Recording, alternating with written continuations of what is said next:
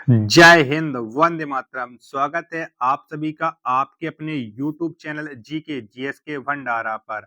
आज की इस वीडियो में एसएससी जीडी की जो पीवाईक्यू प्रश्नों की अपनी सीरीज चले उसका ये सेट नंबर 4 और एसएससी जीडी की ये पेपर आपका 13 फरवरी 2019 की शिफ्ट नंबर 1 है और ये अपना सेट है हिंदी का।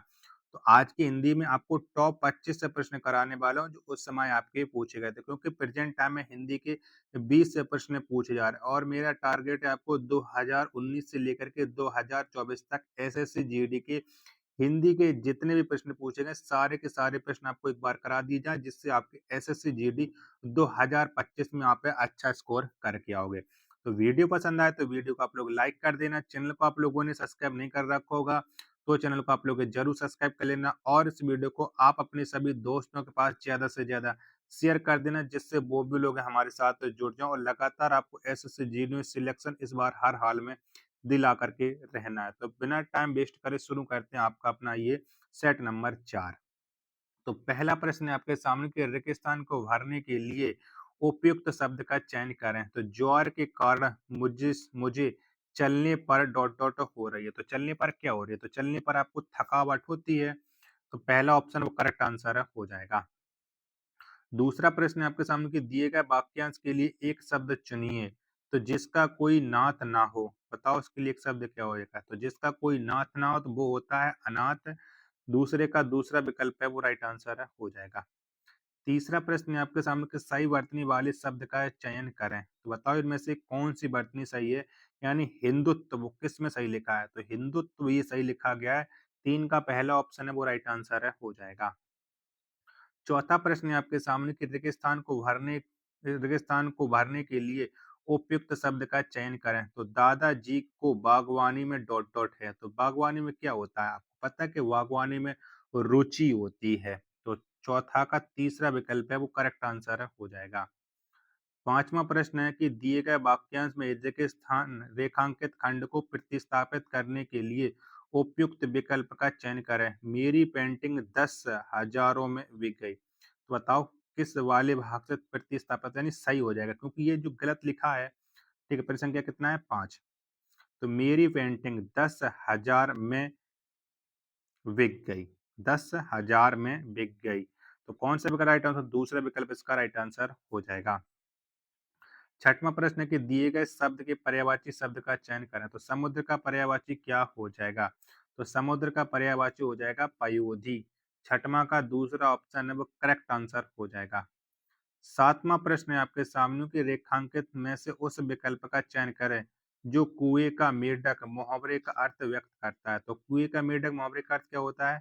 दो विकल्प हमने देख ही लिए, दो विकल्प आप लोग देख लीजिएगा। तो ये होता है सीमित ज्ञान वाला, यानी चौथा विकल्प है वो राइट आंसर हो जाएगा 7 का। आठवां प्रश्न है कि दिए गए वाक्यांश के लिए एक शब्द चुनिए जिसे जाना ना जा सके। तो इसके लिए एक शब्द क्या होता है? तो जिसे जाना ना जा सके इसके लिए एक शब्द होता है अज्ञेय। 8 का तीसरा ऑप्शन है वो राइट आंसर हो जाएगा। नौवां प्रश्न है कि दिए गए शब्द का विलोम चुने। तो उदय का विलोम शब्द क्या होता है ये आपको बताना है। तो उदय का विलोम शब्द होता है अस्त। तीसरा विकल्प है वो राइट आंसर हो जाएगा। निर्देश दिया गया 10 से लेकर के 14 तक दिए गए अनुच्छेद में कुछ शब्द हटा दिए गए हैं। दिए गए विकल्पों की सहायता से रेगिस्तान भरें। प्रत्येक संख्या के लिए सबसे उपयुक्त विकल्प का चयन करें। तो सत्य भाषण से मनुष्य की आत्मा डॉट डॉट होती है। तो आत्मा कैसी होती है ये आपको बताना है।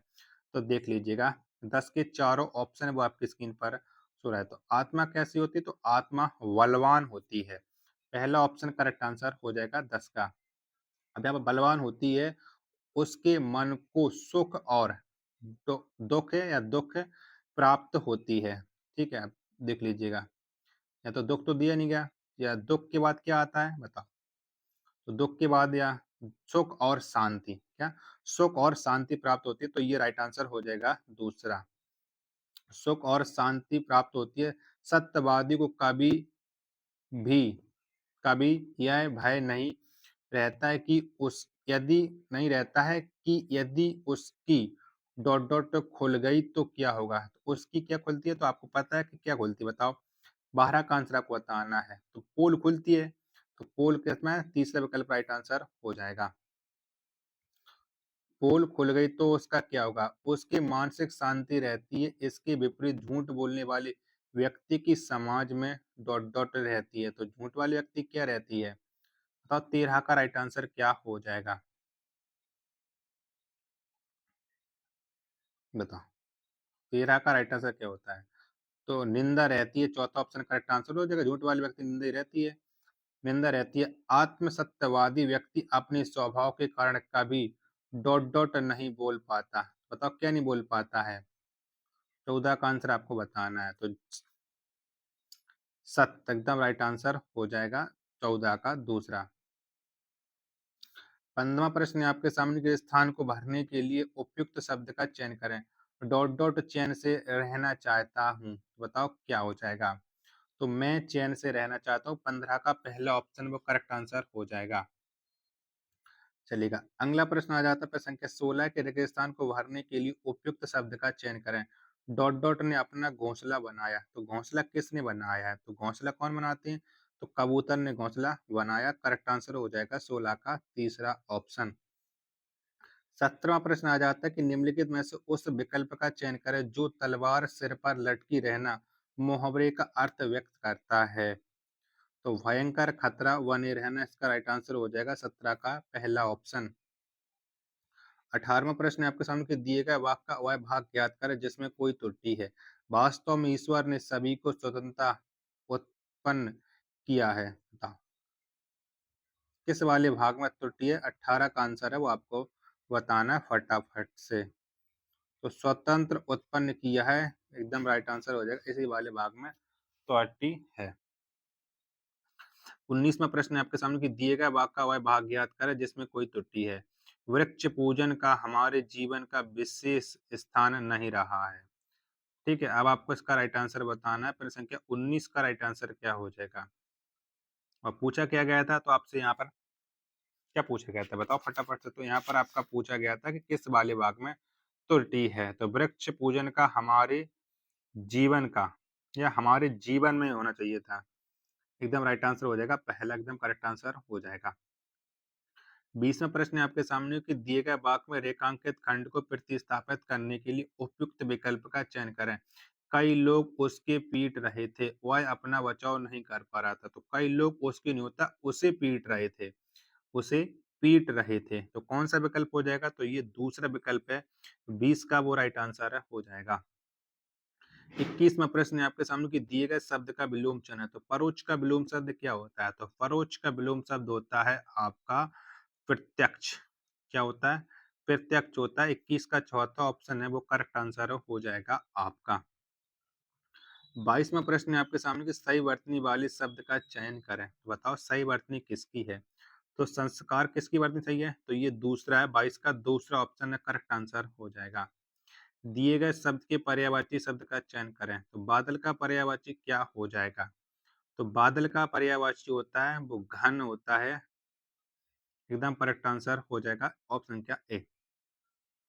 24वां प्रश्न है आपके सामने कि दिए गए वाक्य का भाग ज्ञात करें जिसमें कोई त्रुटि है। लिखित और मौखिक भाषा में सबसे बड़ा अंतर यह है कि लिखित भाषा अनुशासन की मांग करता है। तो बताओ कौन से वाले भाग में त्रुटि है? 24 का आंसर है वो आपको बताना है। चारों विकल्प आप लोग देख लीजिएगा।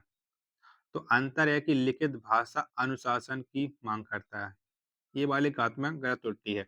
तो चौथा ऑप्शन वो आपका करेक्ट आंसर हो जाएगा। 25वां और अंतिम प्रश्न है।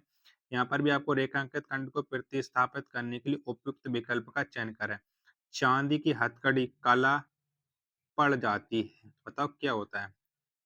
25 का आंसर आपको बताना है। तो चांदी की हथकड़ी काली पड़ जाती है। ये राइट आंसर हो जाएगा ऑप्शन का चौथा। अगर साथियों आपको वीडियो पसंद आ रही है तो वीडियो को आप लोग लाइक कर देना। चैनल को आप लोगों ने अभी तक सब्सक्राइब नहीं कर रखा होगा तो चैनल को आप लोग जरूर सब्सक्राइब कर लेना। मिलते हैं अपने एक और नेक्स्ट वीडियो के साथ। तब तक के लिए धन्यवाद। जय हिंद, वंदे मातरम।